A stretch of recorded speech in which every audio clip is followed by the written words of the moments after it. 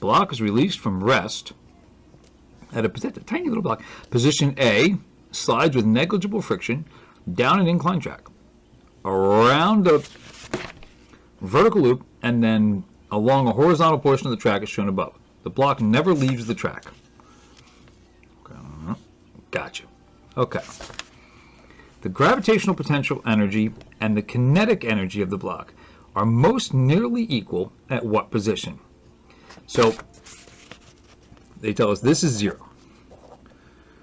So here you started with a certain amount of gravitational potential energy. Your mechanical energy originally at point A was all gravitational. I think it started at rest, right? Yes. So it has no kinetic. And the only place for it to go, since there's no friction, is into kinetic energy. So don't overthink it. Kinetic energy, I know, has the velocity is half, and that can get confusing, but the bottom line is when it loses half of this, it has to have gone into kinetic. Well, where's it going to have half this potential energy? See, potential energy doesn't have that whole squared thing going on. Where is it going to be half? It's going to be halfway in between here. So pick which one of these. It looks like the height is halfway. No, right there. So I'm going to say C, because it has half of that potential energy is gone, so it's got to be in the form of kinetic. There's no other place for it to go. So I would say C. And that's number 7, and I would be correct. Now, 8 is along the same line, so we're going to pause, just in case someone has a question about 8.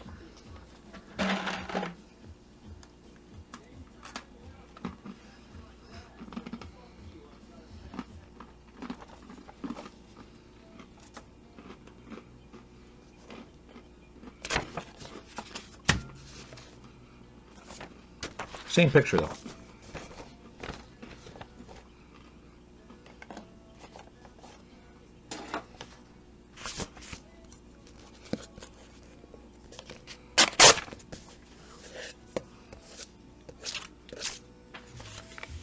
There we go. After the block is released, in which of the following sequences of positions is the speed of the block ordered from fastest to slowest? All right, folks. The higher it is, the slower it's going.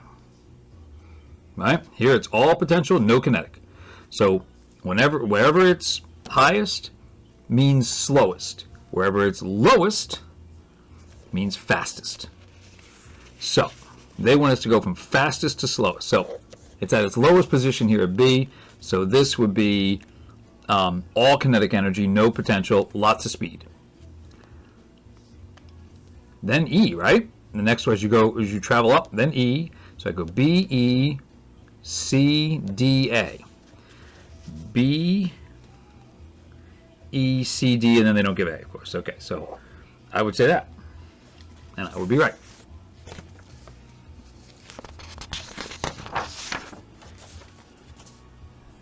Number 9. Number 9. Number 9. Do yourself a favor. Look up the Beatles song. I think it's called Revolution Number 9. It's weird. Really weird. Like, you won't want to ever listen to it again. This is weird. But everybody should hear it once. Number 9. Yeah, it's weird. Whacked out on drugs. Alright. It's almost midnight. That's why I'm acting like this. You'll be alright. 2 kilogram block, starting from rest.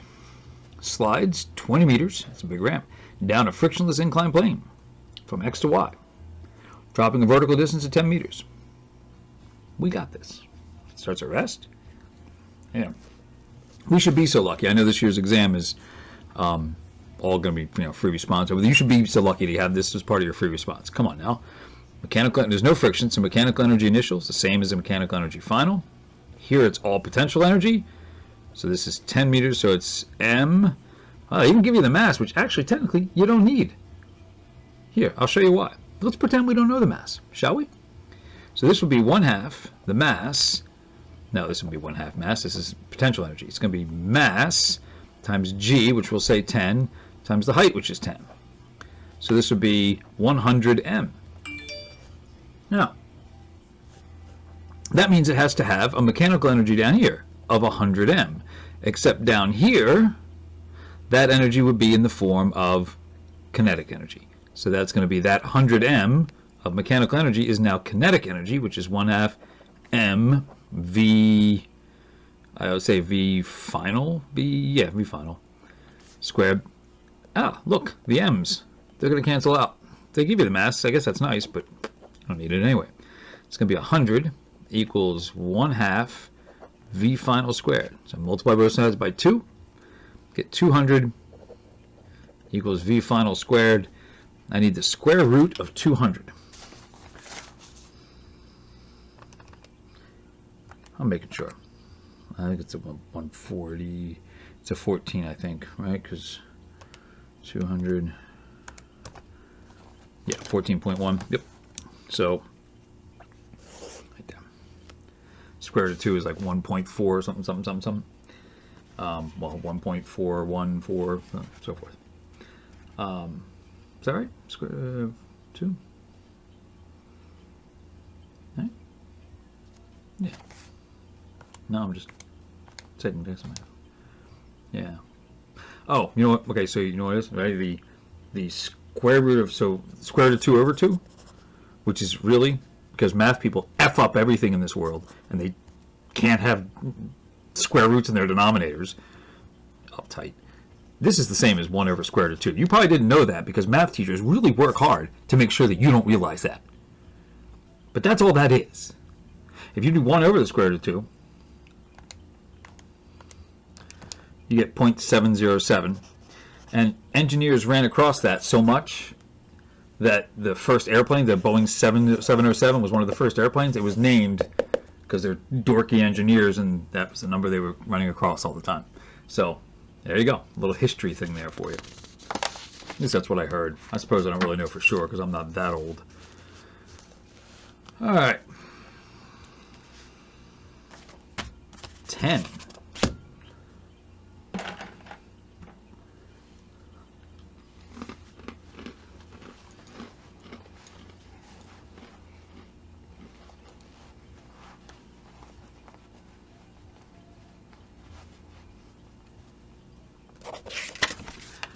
All right, here's what you want to be careful of on this one. In fact, the previous problem, maybe rewind it and look at the beginning, but they gave us the mass, but I pointed out that you don't really need the mass. Because when gravity is involved, generally the mass is going to disappear. Because as you know, things are accelerated at the same rate, regardless of their mass. They all accelerate when they're just dropped at 9.8. So I would be wary of the 2m deal here. So,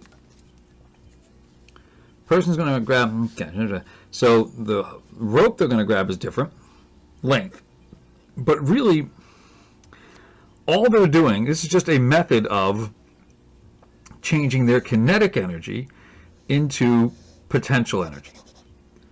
They could do the same thing if they were running, and instead of grabbing a rope, they belly flopped onto a greased inclined plane, no friction, and they slid out. Either way, they're going to go to the same height there that they would here.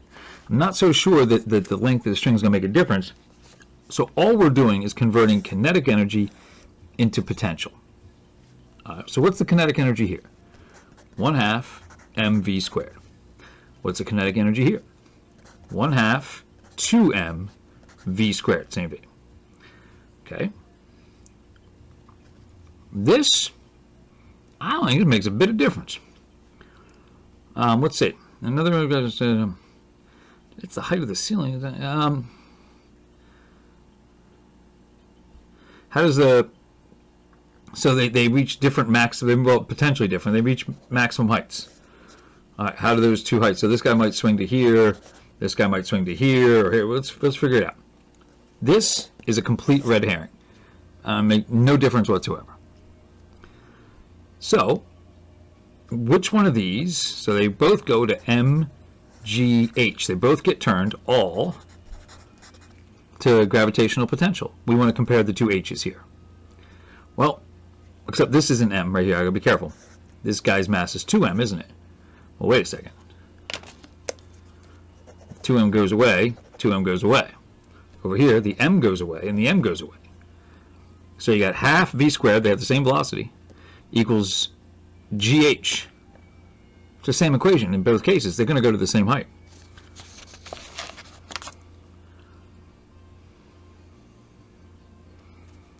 D. That's a tricky one.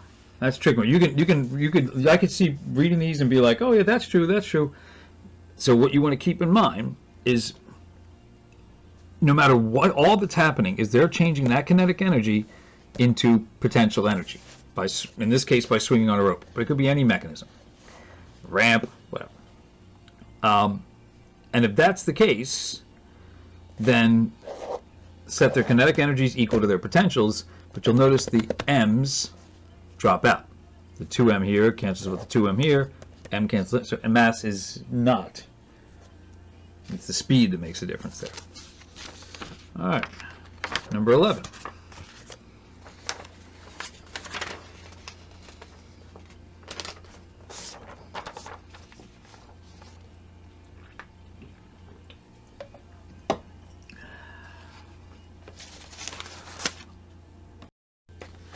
All right, 11 gives us this diagram. But object being thrown off a cliff or whatever, height h. It says a rock with a mass m is thrown horizontally off of a building. I said cliff, I apologize, it is a building. From a height h, I got that part right, as shown above. Oh, look, it's below. I'm messing with them. All right.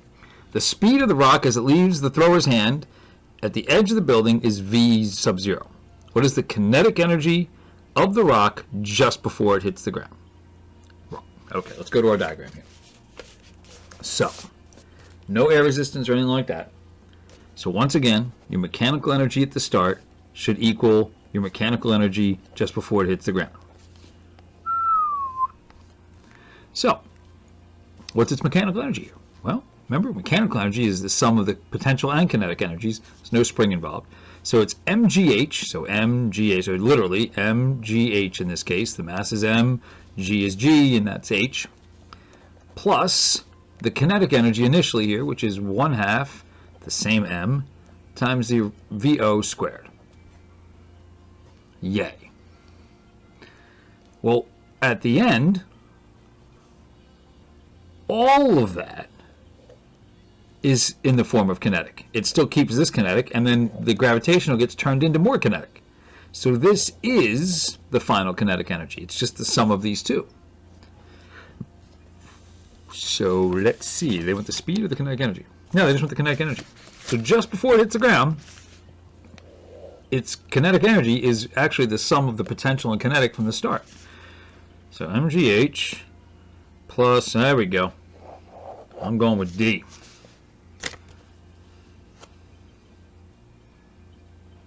And I would be right. All right, last one for this video, 12.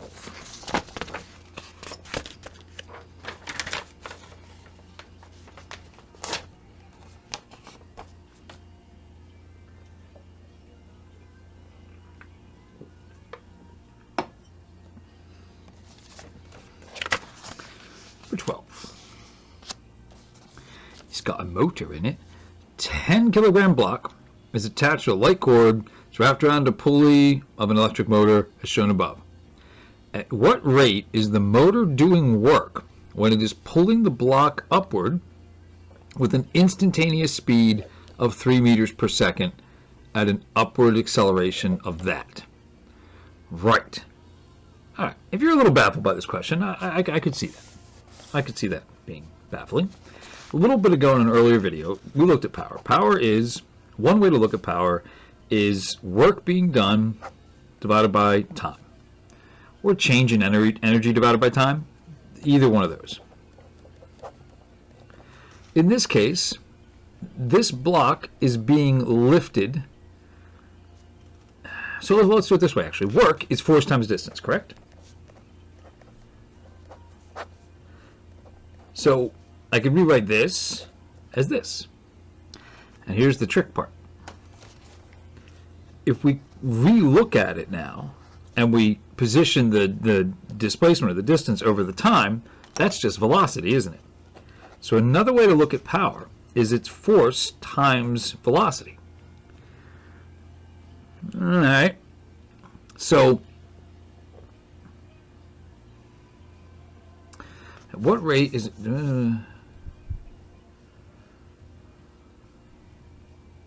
So if it was moving at a constant velocity, I think I could just use the 3. I need to know the force, actually. I can use the 3. I need to know the force, and that's why they give me the acceleration. I'm pretty sure. Yes. All right. Yes. So we need to use this acceleration to find the force, the tension, actually, in this rope. It is not equal to the weight. It would be if it was moving at constant velocity, but it's accelerating. So going back to forces. So let's do a free body diagram for this guy. It has its weight, which is 100 newtons, 10 kilograms times 9.8 or 10 meters per second squared. It's got this tension force that the motor's pulling with upward. And I'm sure that the tension is more than this because it's accelerating. So that means net force equals MA. Net force equals tension minus the weight, 100 newtons. So I know MA, though. That's the mass, 10 kilograms, times the acceleration, which is positive 2. So that's a net force of 20, and that can go in for this net force, and 20 would equal tension minus 100, so 120 is the tension. So the force by the motor, but pulling on that rope, is 120. The velocity at that instant is 3 meters per second. So the power should be 120 times 3, and by the way, this is 120 newtons times 3 meters per second.